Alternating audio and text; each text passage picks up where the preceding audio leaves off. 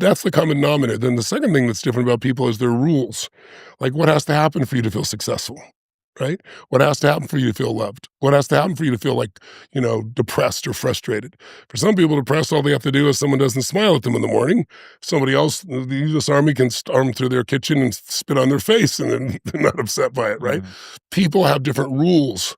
Like I remember years ago, I had a gentleman who was, I won't mention his name, he was a very well-known guy, in one of my earliest seminars, and I was describing like these values that we have and these rules. And I was saying, you can have a value, but if your rules make it hard to experience, you won't feel that value. And so I use this guy because he's an obvious example, very wealthy, successful, famous man, and a good human being, like philanthropist and great father. And I said, so are you successful? I was doing it, being playful. And he said, no.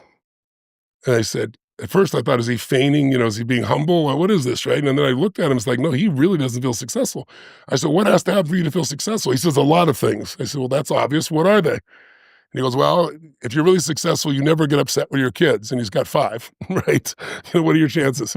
Oh, if you're really successful, you're always there for your kids. And I later got to know him well and his kids, and they thought Yeah. he was the greatest dad in the world. But his rules wouldn't make him feel that way. What else has to happen? I don't remember the number. It's been so many years, but I think he said you have to have 9% body fat, and he was 10. He was a marathon runner. You have to make $25 million a year. And I think